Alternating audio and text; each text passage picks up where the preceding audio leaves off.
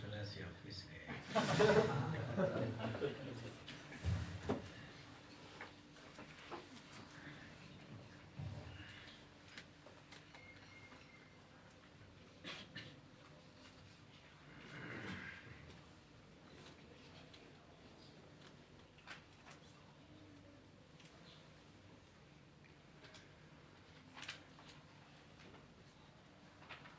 اچھا، بات یہ ہو رہی تھی کہ یہ روایت لا صلاۃ لمن لم یقرأ بفاتحۃ الکتاب، اس میں احناف کا مسلک یہ ہے کہ قرأت خلف الامام نہیں ہوگی. احناف کا مستدل یہ ہے. سب سے پہلا مستدل تو آیت قرآنی ہے، اذا قرئ القرآن فاستمعوا له وانصتوا. جب قرآن پڑھا جائے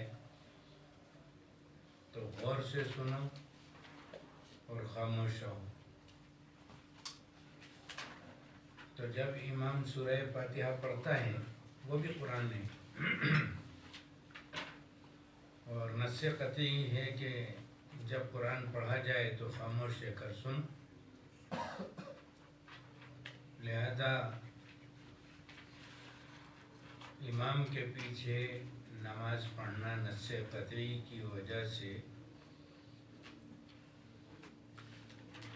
خاموش رہنا واجب اور سننا واجب، پڑھنا ممنوع.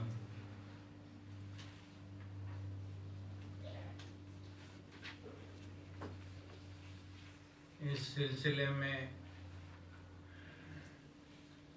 بہت سے وہ حضرات کے جو اپنا مسلک عموماً الگ رکھتے ہیں وہ بھی احناف کے ساتھ ہیں. ابن تیمیہ بھی احناف کے ساتھ ہیں اس مسئلے میں.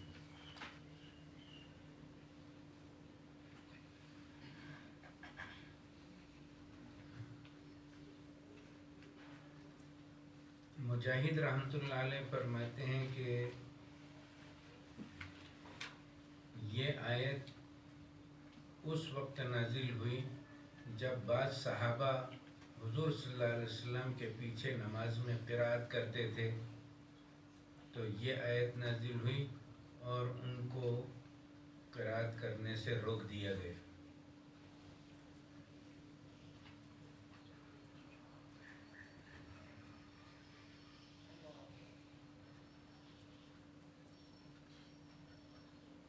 اور مجاہد رحمۃ اللہ علیہ عبداللہ ابن عباس رضی اللہ تعالیٰ عنہ کے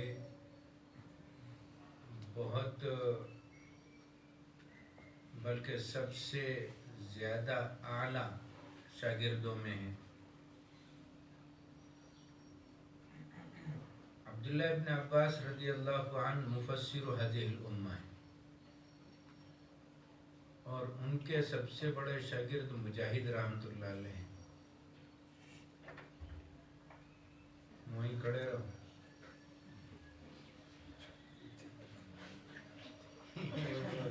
دفتر قادیان سے آ رہے ہیں. صحیح کہا تھا دفتر گئے، لیکن وہ دفتر قادیان تھا.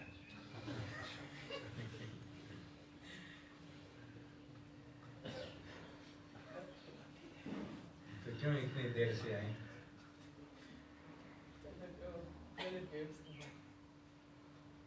ٹوائلٹ گئے تھے.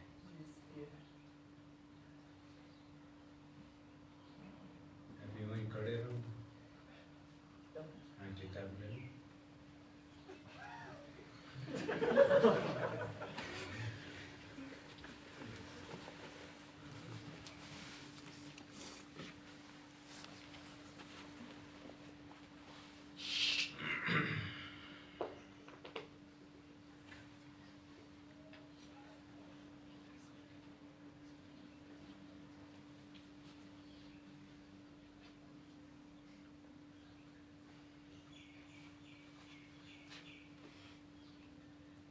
مجاہد رحمۃ اللہ علیہ سب سے اعلیٰ شاگردوں میں ہیں. وہ یہ فرماتے ہیں کہ اس آیت کی تفسیر میں کہ بعض صحابہ حضور صلی اللہ علیہ وسلم کے پیچھے قرات کرتے تھے تو ان کو اس آیت کے نزول نے روک دیا، اسی موقع پر نازل ہوئی۔ اور یہ مرسل روایت بھی ہو تو احناف کے نزدیک مرسل قابل حجت ہے۔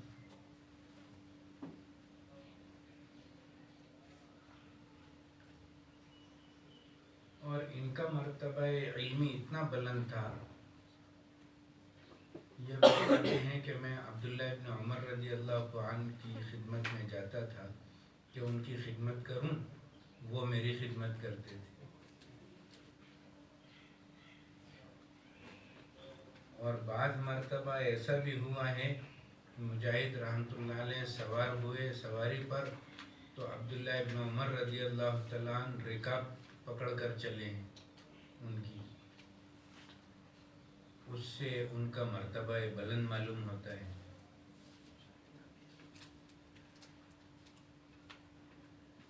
تو اس پر ایک اعتراض یہ ہوتا ہے کہ مجاہد رحمۃ اللہ علیہ کی روایت سے معلوم ہوتا ہے کہ یہ آیت خطبے کے موقع پر نازل ہوئی۔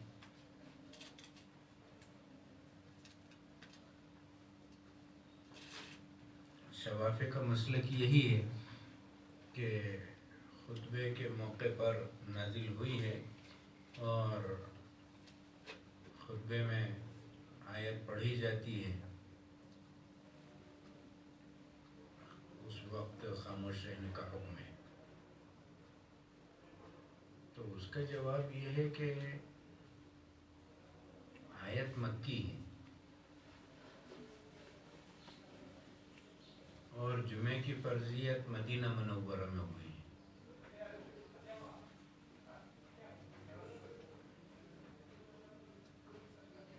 لہذا تاریخ بتلاتی ہے اس آیت کی کہ نماز کے موقع پر اس کا نزول ہوا ہے۔ تو پھر سوال یہ پیدا ہوتا ہے کہ مجاہد رحمۃ اللہ علیہ نے ہی فرمایا کہ خطبے کے موقع پر نازل ہوئی، تو اس کا جواب جلال الدین سیوطی رحمۃ اللہ علیہ نے الاتقان میں دیا اور شاہ ولی اللہ محدث دہلوی رحمۃ اللہ علیہ نے دیا کہ بعض مرتبہ کتب احادیث کتب تفاسیر میں کہا جاتا ہے نزلت هذه الآیت فی کذا، یوں کہا جاتا ہے نزلت هذه الآیت فی کذا، یا کوئی واقعہ مفسر بیان کرتا ہے اور کہتا ہے نزلت هذه الآیت فی هذه الواقعہ، تو اس کا مطلب یہ ہوتا ہے کہ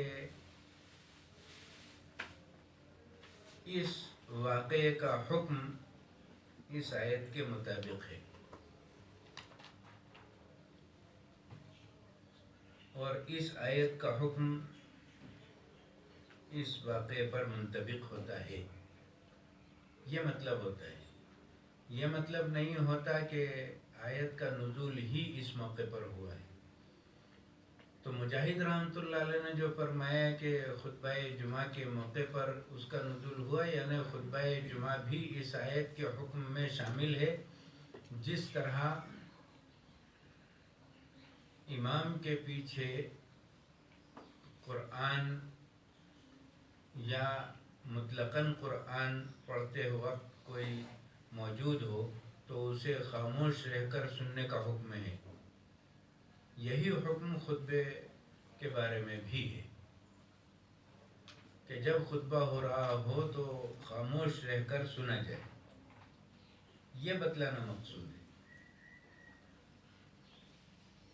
ابن تیمیہ رحمۃ اللہ علیہ فرماتے ہیں کہ اس آیت کے بارے میں 3 احتمال ہیں کہ یہ آیت نازل ہوئی ہو خطبے اور نماز کے لیے تو ہمارا مدعا ثابت، یا صرف نماز کے لیے ہو تو بھی ہمارا مدعا ثابت، مسافران کو کھڑے ہو جاؤ. کیوں عبد الرحمن میں کون سے ہیرے جواہرات جڑے ہوئے ہیں کہ تم اس کی ایسے بہت بہت گرمی ہے. وہ کہتے ہیں کہ آج بہت گرمی ہے. باتیں ہو رہی تھی. اور میں اس کو کہہ دیا کہ اس وجہ سے کہ دو کرتا کیوں بھائی دو کرتے کیوں کہنا ہے؟ وہ سائڈ میں نہیں ہے. وہ قدیان والا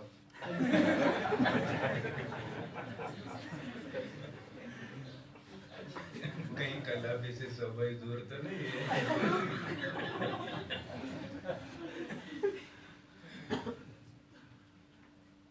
یہ تو حقیقت میں دو بہنیں ہوئی.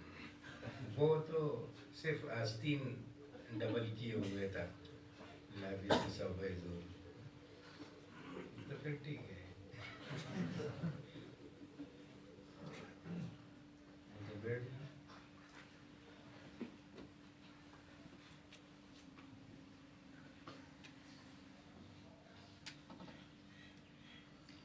تو ابن تیمیہ رحمۃ اللہ علیہ فرماتے ہیں کہ 3 احتمال ہیں. یا تو نماز خطبے دونوں کے لیے اس کا نزول ہوا ہو تو ہمارا مدعا ثابت. صرف نماز کے لیے ہو اس کا نزول تو بھی ہمارا مدعا ثابت. اور صرف خطبے کے لیے ہو یہ تیسرا احتمال ہے. تو یہ احتمال درست نہیں ہے اس لیے کہ تاریخ انکار کرتی ہے. آیت سے متعلق اس کی تاریخ انکار کرتی ہے. اس لیے کہ آیت کا نزول مکہ مکرمہ میں ہوا اور جمعہ کی فردیت مدینہ منورہ میں ہوئی. لہذا یہ ممکن ہی نہیں ہے کہ آیت کا نزول خطبے کے لیے مانا جائے. ورنہ تو آیت کو مدنی ہونا چاہیے, مکی نہ ہونا چاہیے. حالانکہ آیت تو مکی ہے. تو یہ احتمال درست نہیں. لہذا اس آیت سے احناف کا استدلال درست ہے. اور وہ کہتے ہیں کہ جب امام نماز پڑھ رہا ہو اور قرات کر رہا ہو تو پیچھے خاموش رہنا ضروری ہے. اذا قرئ القرآن فاستمعوا. تو سورہ فاتحہ بھی پڑھا جائے وہ بھی قرآن ہے. تو حکم ہے فاستمعوا له وانصتوا, غور سے سنو اور خاموش رہو. تو پھر سوال پیدا ہوتا ہے کہ اچھا جہری نماز میں تو درست ہے, سری نماز میں کہاں آیت پر غور کیا جائے. آیت میں کہا گیا اذا قرئ القرآن فاستمعوا له وانصتوا, 2 حکم ہیں. اس کی تفسیر یوں کی گئی ہے اذا قرئ القرآن جہرا فاستمعوا له وَإِذَا قُرِئَ الْقُرْآنُ سِرًّا فَأَنصِتُوا. سرًّا بھی پڑھی جائے تو خاموش رہو.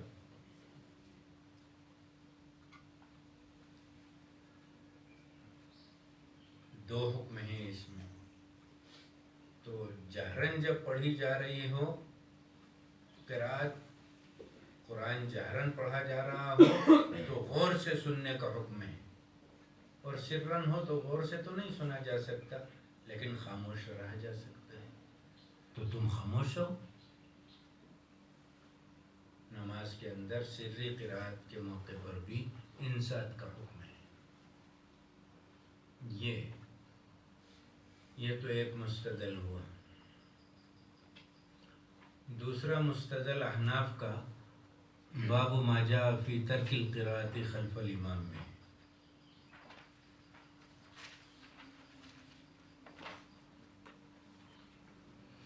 روایت ابو ہریرہ رضی اللہ عنہ کی ہے, ان رسول اللہ صلی اللہ علیہ وسلم انصرف من صلاۃ جہر فیہا بالقراءۃ.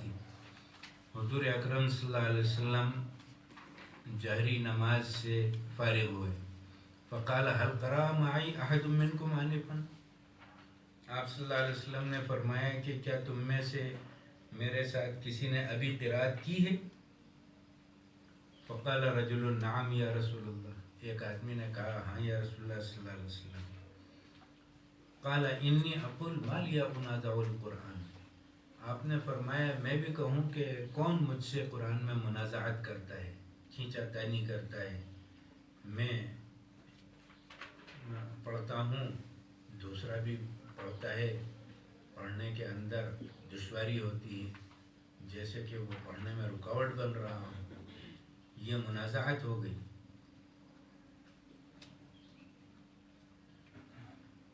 قال فانتهى الناس عن القراءة مع رسول الله صلى الله عليه وسلم فيما يجهر فيه رسول الله صلى الله عليه وسلم من الصلوات بالقراءة حين سمعوا ذلك من رسول الله صلى الله عليه وسلم، لوگ رک گئے قراءت کرنے سے حضور کے ساتھ ان نمازوں میں کہ جس میں حضور جہری قراءت کرتے تھے نماز میں، جس وقت انہوں نے یہ بات حضور صلی اللہ علیہ وسلم سے سنی تو لوگ رک گئے۔ لہذا تمام لوگوں کو رکنا لازم ہے قراءت سے کہ امام کے پیچھے نہ پڑھیں۔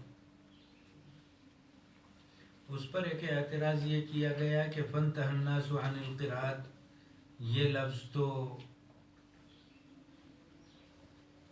امام زہری کا ادراج ہے،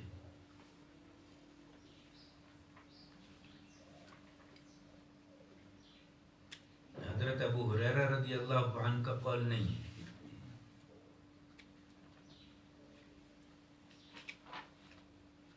تو اس کا جواب یہ ہے کہ ابو داؤد کی روایت میں ہے ابن السرح کے طریق میں، اس میں تصریح ہے قال ابو ہریرہ رضی اللہ عنہ فانتهى الناس عن القراءة۔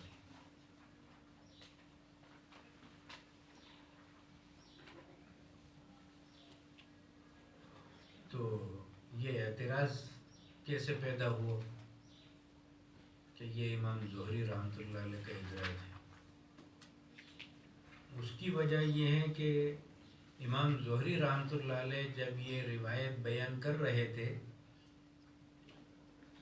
تو سفیان ثوری رحمۃ اللہ علیہ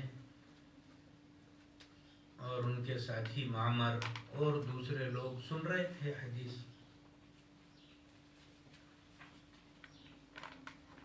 جب امام زہری رحمۃ اللہ علیہ نے فانتهى الناس کہا، سفیان رحمۃ اللہ علیہ سن نہیں سکے تو اپنے پاس میں معمر اپنے ساتھی سے پوچھا کیا کہا؟ تو معمر رحمۃ اللہ علیہ نے کہا قال الزہری فانتهى الناس۔ تو قال الزہری کے لفظ سے بعض لوگوں کو شبہ ہو گیا کہ یہ امام زہری کا قول ہے، حضرت ابو ہریرہ کا قول نہیں، تو وہ سمجھے کہ یہ مدرج ہے۔ لیکن ابن السرح کی روایت میں تصریح آ گئی قال ابو ہریرہ رضی اللہ عنہ فانتهى الناس عن القراءة حين سمعوا، نسبت ابو ہریرہ رضی اللہ عنہ کی طرف ہے۔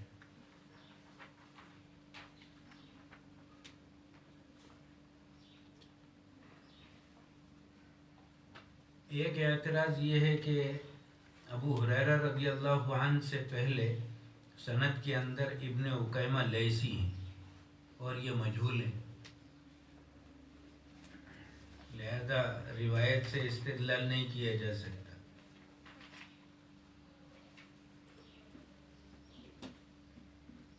تو اس کا جواب یہ ہے کہ یہ روایت موطا امام مالک میں ہے، اور پوری امت متفق ہے کہ امام مالک رحمۃ اللہ علیہ نے موطا میں جو روایات ذکر کی ہیں وہ صحیح ہیں، سب روایات صحیح ہیں۔ تو امام مالک رحمۃ اللہ علیہ کے نزدیک ابن عکیمہ لیثی مجہول نہیں ہے۔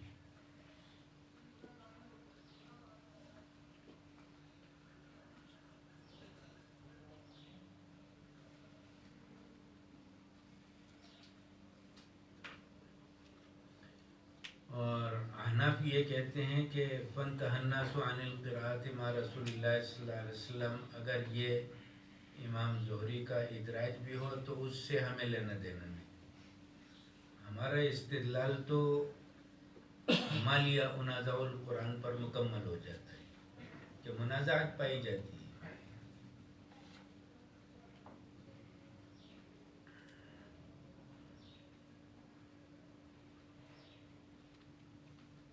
عبداللہ ابن مسعود رضی اللہ تعالیٰ عنہ کی روایت بھی احناف کا مستدل ہے. ایک مرتبہ انہوں نے نماز پڑھائی تو بعض صحابہ نے پیچھے قرات کی. عبداللہ ابن مسعود رضی اللہ عنہ نے نماز سے فارغ ہونے کے بعد کہا اما انا لکم ان تفقہوا، اب تک وقت نہیں آیا کہ تم میں سمجھ پیدا ہو. اذا قرئ القرآن فاستمعوا له وانصتوا.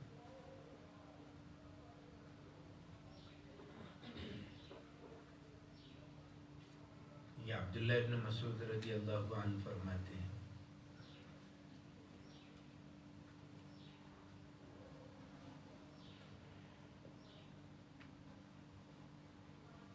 احناف کا ایک مستدل حضرت جابر ابن عبداللہ رضی اللہ عنہ کی روایت ہے من کان لہ امام فقراءۃ الامام لہ قراءۃ، جس کا کوئی امام ہو تو امام کی قراءت مقتدی کی قراءت، لہذا مقتدیوں کو پڑھنے کی ضرورت نہیں. اس پر ایک اعتراض یہ کیا جاتا ہے کہ جابر ابن عبداللہ رضی اللہ تعالیٰ عنہ سے روایت کرنے والے عبداللہ ابن شداد ہیں.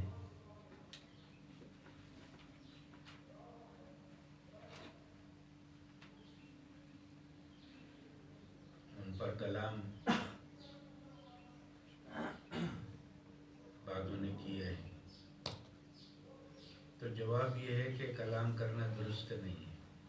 وجہ یہ ہے کہ ان کو وہ صحابی والصحابۃ کلہم عدول، یعنی جس نے کلام کیا انہوں نے تحقیق نہیں کی کہ یہ کون ہے.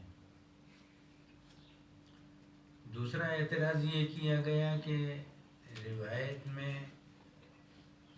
عن عبداللہ ابن شداد عن ابی الولید عن جابر ابن عبداللہ ہے. تو معلوم یہ ہوا کہ عبداللہ ابن شداد نے براہ راست جابر ابن عبداللہ سے روایت نہیں سنی بلکہ واسطہ ابو الولید کا ہے. تو اس کا جواب یہ ہے کہ ابو الولید تو کنیت ہے عبداللہ ابن شداد کی. کسی نے غلطی سے ابو الولید کے شروع میں ان کا اضافہ کر دیا. عن عبداللہ ابن شداد عن ابی الولید عن جابر ابن عبداللہ، حالانکہ صحیح عبارت یوں ہے عن عبداللہ ابن شداد ابی الولید عن جابر ابن عبداللہ، درمیان میں کوئی واسطہ نہیں. اور روایت صحیح. علامہ آلوسی رحمۃ اللہ علیہ فرماتے ہیں کہ روایت جابر ابن عبداللہ کی صحیح علی شرط مسلم ہے.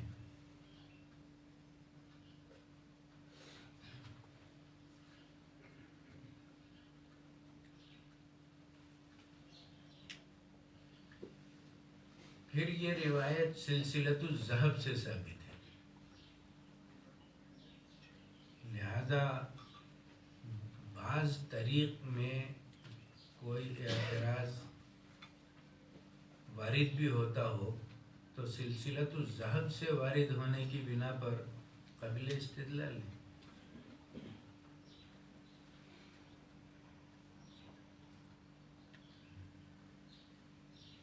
وہ طریق اسحاق ازرق، سفیان، موسیٰ ابن ابی عائشہ، عبداللہ ابن شداد اور جابر ابن عبداللہ کا طریق ہے جو سلسلۃ الذہب کہا جاتا ہے.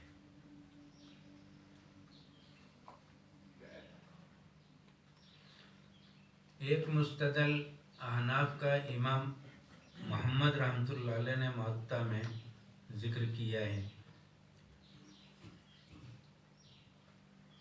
وہ جابر ابن عبداللہ رضی اللہ عنہ کی روایت ہے کہ حضور صلی اللہ علیہ وسلم نے عصر کی نماز پڑھائی، پیچھے کسی نے قرأت کی، پاس والے شخص نے ہاتھ مارا قرأت کرنے پر،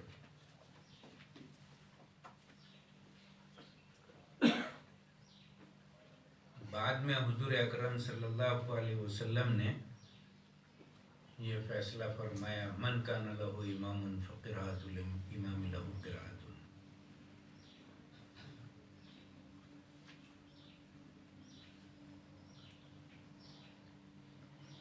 پھر ایسی بات میں صحابہ کرام کے عمل کو دیکھا جاتا ہے۔ 80 صحابہ کرام سے ترک القراءت خلف الامام ثابت ہے۔ اگر واجب کہا جائے تو ان کی نماز کے بارے میں کیا حکم لگایا جائے گا؟ 80 صحابہ سے ترک القراءت خلف الامام ثابت ہے۔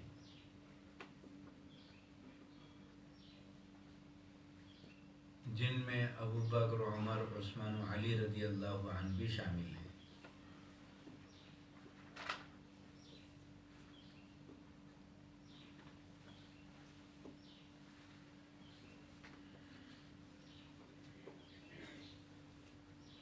ایک مستدل احناف کا مسلم شریف میں حضرت ابو ہریرہ رضی اللہ عنہ کی اور ابو موسیٰ اشعری رضی اللہ عنہ کی روایت ہے،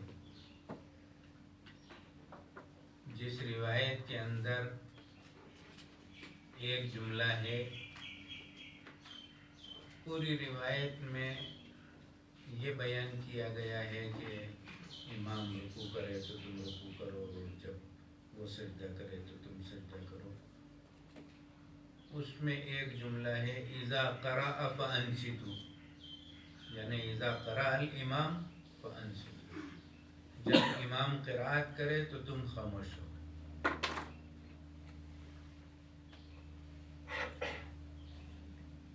امام مسلم رحمۃ اللہ علیہ سے کسی نے پوچھا کہ یہ روایت تو سلیمان تیمی کے واسطے سے ہے، تو امام ترمذی رحمۃ اللہ علیہ نے فرمایا اتريد احفظ من سلیمان التیمی، اور امام مسلم رحمۃ اللہ علیہ نے اپنی کتاب مسلم شریف میں کسی روایت کے بارے میں صراحتاً صحیح ہونے کا فیصلہ سوائے اس روایت کے اور کسی روایت کے بارے میں نہیں کیا۔ اذا قرأ فانصتوا یہ صحیح ہے۔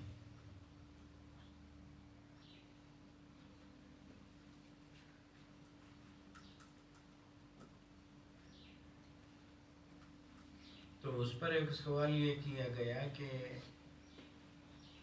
حضرت انس اور حضرت عائشہ رضی اللہ تعالیٰ عنہ دونوں کی روایت اسی قسم کی ہے، اس میں اذا قرأ فانصتوا کا اضافہ نہیں ہے۔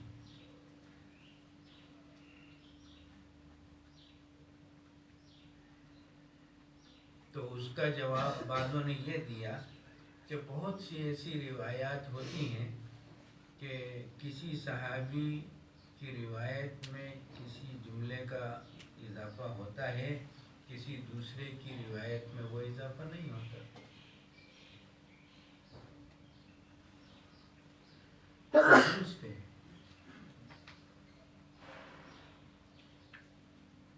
لیکن سب سے بہتر جواب مولانا انور شاہ صاحب کشمیری رحمۃ اللہ علیہ نے دیا۔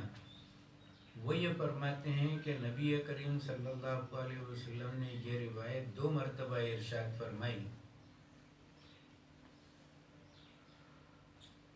پہلی مرتبہ جب آپ نے روایت ارشاد فرمائی تو وہ سن 5 ہجری میں جب سقوط عن الفرس کا واقعہ پیش آیا، یعنی گھوڑے سے آپ صلی اللہ علیہ وسلم گر پڑے تھے اور مسجد نبوی میں آپ نہیں جا سکے تھے، نمازیں مشربہ عائشہ میں پڑھتے تھے۔ اس موقع پر بعض صحابہ کرام حضور صلی اللہ علیہ وسلم کی عیادت کے لیے گئے. وہاں پر آپ کے پیچھے نماز پڑھی تو حضور صلی اللہ علیہ وسلم بیٹھ کر نماز پڑھا رہے تھے اور ان میں سے بعض کھڑے ہو کر پڑھنے لگے. نماز سے فارغ ہونے کے بعد حضور اکرم صلی اللہ علیہ وسلم نے ارشاد فرمایا امام جب بیٹھ کر نماز پڑھائے تو تم بیٹھ کر نماز پڑھو. اذا صلی جالسا فصلوا جلوسا، اور دوسرے طریق میں ہے اذا صلی قاعدا فصلوا قعودا اجمعون. اس میں اذا قرأ فانصتوا نہیں ہے، اس لیے کہ اصل مقصد یہ بیان کرنا تھا کہ امام بیٹھ کر نماز پڑھائے تو تم بھی بیٹھ کر نماز پڑھو. اس وقت یہی حکم تھا. مرض الوفات میں آپ نے بیٹھ کر نماز پڑھائی، صحابہ کھڑے ہو کر پڑھ رہے تھے. اس وقت حکم بدل گئے. مرض الوفات میں سن 5 ہجری میں یہ بات آپ نے ارشاد فرمائی. اس وقت ابو موسیٰ اشعری اور ابو ہریرہ رضی اللہ عنہ تھے ہی نہیں.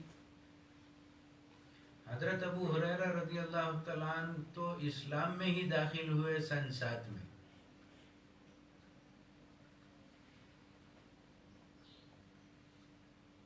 اور ابو موسیٰ اشعری رضی اللہ تعالیٰ عنہ مدینہ منورہ میں نہیں تھے، وہ تو حبشہ میں تھے. سن 7 ہجری کے اندر وہ مدینہ منورہ پہنچے. تو ابو ہریرہ رضی اللہ تعالیٰ عنہ کی روایت اور ابو موسیٰ اشعری رضی اللہ تعالیٰ عنہ کی روایت کا مطلوب امام کی متابعت کرنا ہے.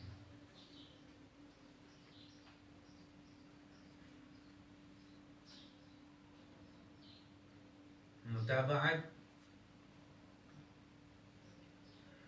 رکوع میں، سجدے میں، جلسے میں، قومے میں، اس میں آپ نے یہ زیادتی ارشاد فرمائی اذا قرأ فانصتوا. تو ان دونوں حضرات کی روایت میں اذا قرأ فانصتوا کی زیادتی پائی جاتی ہے. حضرت عائشہ اور حضرت انس رضی اللہ عنہ کی روایت کے اندر وہ زیادتی نہیں ہے. دونوں روایتیں الگ الگ ہیں. یہ بات الگ ہے کہ بہت سے جملے ایک جیسے ہیں،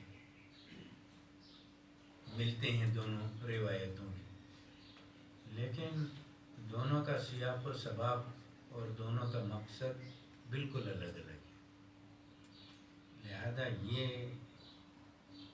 کہنا کہ اذا قرأ فانصتوا کی زیادتی دو صحابہ کی روایت میں نہیں ہے تو یہ زیادتی صحیح نہیں، یہ کہنا درست نہیں، یہ مستدل ہے. اور بہت سی روایات ہیں کہ جس سے احناف نے استدلال کیا جو ان معانی پر دلالت کرتی ہیں.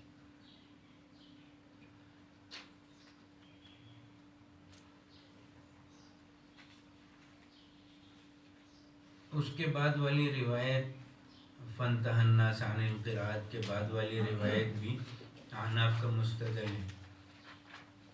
ابو ہریرہ رضی اللہ عنہ نبی کریم صلی اللہ علیہ وسلم سے روایت کرتے ہیں، آپ نے فرمایا من صلی صلاۃ لم یقرأ فیہا بأم القرآن فہی خداج غیر تمام. نہ تمام ہوتی ہے لیکن وجود ہو جاتا ہے.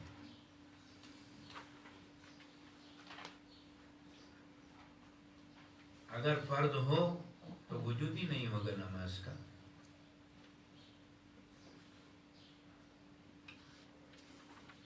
شواب پہ استدلال کرتے ہیں اقرا بہا فی نفسک سے. اس کا جواب دے دیا تھا کہ ان کا اصول حدیث کا قاعدہ ہے العبرۃ بما روا لا بما رأى. اعتبار تو روایت کا ہوتا ہے، فتوے کا اعتبار نہیں ہوتا.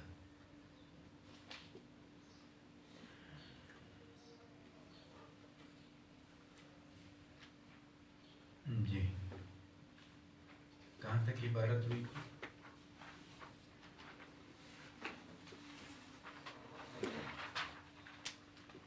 عبارت کہاں تک ہوئی تھی؟ روى أبو عثمان جی وروى أبو عثمان النهدي عن أبي هريرة. اچھا تو پڑھیے آگے. بسم الله الرحمن الرحيم. وروى أبو عثمان النهدي عن أبي هريرة رضي الله عنه قال أمرني النبي صلى الله عليه وسلم أن أنادي أن لا صلاة إلا بقراءة فاتحة الكتاب. واختار أصحاب الحديث أن لا يقرأ الرجل إذا جهر الإمام بالقراءة وقالوا يتبع سكتات الإمام. وقد اختلف أهل العلم في القراءة خلف الإمام فرأى أكثر أهل العلم من أصحاب النبي صلى الله عليه وسلم والتابعين ومن بعدهم القراءة خلف الإمام. وبه يقول مالك وابن المبارك والشافعي وأحمد وإسحاق. وروي عن عبد الله بن المبارك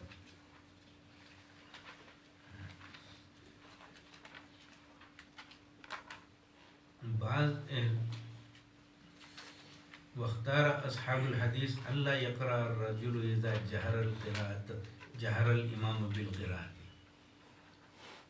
امام کے پڑھنے کے وقت تو بالکل خاموش رہے، لیکن یہ بھی ہے کہ لا صلاۃ لمن لم یقرأ بفاتحۃ الکتاب. تو جب امام خاموش ہو تو جلدی پڑھ لیں. لیکن احناف نے دونوں کا محمل قرار دیا کہ لا صلاۃ لمن لم یقرأ بفاتحۃ الکتاب امام اور منفرد سے متعلق ہے.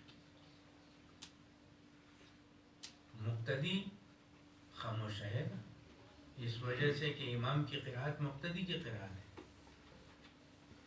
اور رہا یہ جملہ ابو ہریرہ رضی اللہ عنہ کا کہ اقرأ بها فی نفسک، یہ ان کا اجتہاد ہے، اس لیے کہ دو روایت ان کے سامنے تھی، لا صلاۃ لمن لم یقرأ بفاتحۃ الکتاب، وہ روایت بھی سامنے تھی، اور اذا قرئ القرآن فاستمعوا له، اور اذا قرأ فانصتوا کہ وہ راوی ہیں، تو انہوں نے اس کا یہ حل نکالا. تو یہ تو یا اجتہاد ہے، یا اقرأ بها فی نفسک فی قلبک کے معنی میں دل میں پڑھو، یا اقرأ بها فی نفسک کا مطلب اقرأ حال کونک منفردا، جب منفرد ہو تو پڑھو. فی نفسک اس معنی میں بھی آتا ہے، جیسے حدیث میں ہے انا عند ظن عبدی بی، اذا ذکرنی فی نفسہ ذکرتہ فی نفسی، واذا ذکرنی فی ملأ ذکرتہ فی ملأ خیر منہ. تو یہاں پر دو جملے روایت میں بیان کیے گئے. ایک جملہ ہے اذا ذکرنی فی نفسہ ذکرتہ فی نفسی، اور دوسرا جملہ ہے اذا ذکرنی فی ملأ ذکرتہ فی ملأ. تو ملأ کے معنی جماعت کے ہیں، جماعت کے مقابل نفس کو دیکھا جائے تو وہ معنی میں ہے منفرد کے، تنہا ہونے کے معنی. جب بندہ تنہا یاد کرتا ہے تو میں تنہا یاد کرتا ہوں، جب بندہ جماعت میں یاد کرتا ہے تو اس سے بہتر جماعت میں یاد کرتا ہوں. تو اقرأ بها فی نفسک یعنی اقرأ بها حال کونک منفردا، جب منفرد ہو تو پڑھو. تو اس میں امام کے پیچھے پڑھنے کا اب کوئی سوال نہیں پیدا ہوتا. آگے پڑھی. وروي عن عبد الله بن المبارك أنه قال أنا أقرأ خلف الإمام والناس يقرؤون إلا قوما من الكوفيين وأرى أن من لم يقرأ صلاته جائزة. وشدد قوم من أهل العلم في ترك قراءة فاتحة الكتاب وإن كان خلف الإمام. یہ احناف کہتے ہیں جی فقالوا لا تجزئ صلاة إلا بقراءة فاتحة الكتاب وحده كان أو خلف الإمام وذهبوا إلى ما روى عبادة بن الصامت رضي الله عنه شوافے کہتے ہیں. جی عن النبي صلى الله عليه وسلم وقرأ عبادة بن الصامت رضي الله عنه بعد النبي صلى الله عليه وسلم خلف الإمام وتأول قول النبي صلى الله عليه وسلم لا صلاة إلا بقراءة فاتحة الكتاب وبه يقول الشافعي وإسحاق وغيرهما. لیکن عبادہ ابن صامت رضی اللہ تعالیٰ عنہ نے پڑھا تو، لیکن جب عبادہ ابن صامت رضی اللہ عنہ کے ساتھ واقعہ محمود ابن ربی کا پیش آیا نماز ہی میں، اور انہوں نے پوچھا کہ آپ پڑھتے ہیں؟ تو انہوں نے کہا ہاں میں پڑھتا ہوں. فَإِنَّهُ لَا صَلَاةَ إِلَّا بِهَا. لیکن عبادہ ابن صامت نے یہ نہیں ان سے کہا کہ تم نہیں پڑھتے، پوچھ رہے ہو تمہاری نماز نہیں ہوتی. گویا عبادہ ابن صامت بھی قائل تھے کہ نماز ہو جاتی ہے، کوئی چاہے پڑھے چاہے نہ پڑھے. جی وأما أحمد بن حنبل فقال معنى قول النبي صلى الله عليه وسلم لا صلاة لمن لم يقرأ بفاتحة الكتاب إذا كان وحده واحتج بحديث جابر. یہ امام احمد ابن حنبل رحمۃ اللہ علیہ نے فرمایا کہ لا صلاۃ لمن لم یقرأ بفاتحۃ الکتاب محمول ہے جب تنہا پڑھ رہا ہو. جی واحتج بحديث جابر بن عبد الله رضي الله عنهما حيث قال من صلى ركعة لم يقرأ فيها بأم القرآن فلم يصلي إلا أن يكون وراء الإمام. جابر ابن عبداللہ رضی اللہ عنہ کی حدیث سے استدلال کیا. انہوں نے فرمایا کہ جس نے نماز پڑھی ایسی کہ اس میں سورہ فاتحہ نہیں پڑھی تو اس نے نماز ہی نہیں پڑھی، مگر یہ کہ امام کے پیچھے ہو تو نماز ہو جائے گی. جی قال أحمد فهذا رجل من أصحاب النبي صلى الله عليه وسلم تأول قول النبي صلى الله عليه وسلم لا صلاة لمن لم يقرأ بفاتحة الكتاب أن هذا إذا كان وحده.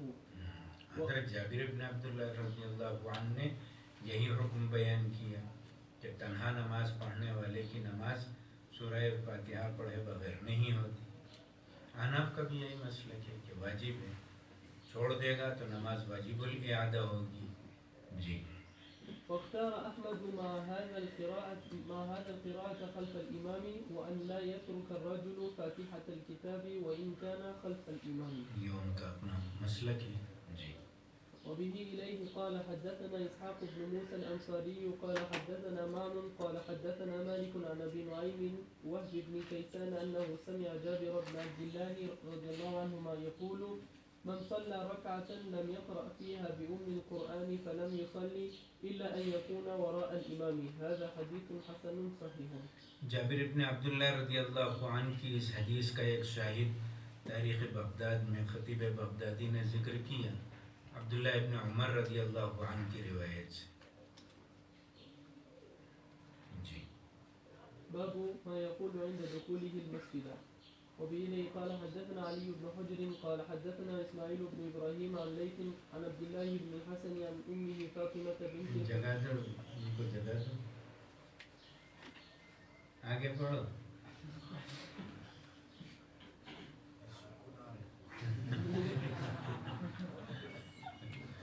جی عن أمه فاطمة بنت الحسين عن جدتها فاطمة الكبرى رضي الله عنهما قالت كان رسول الله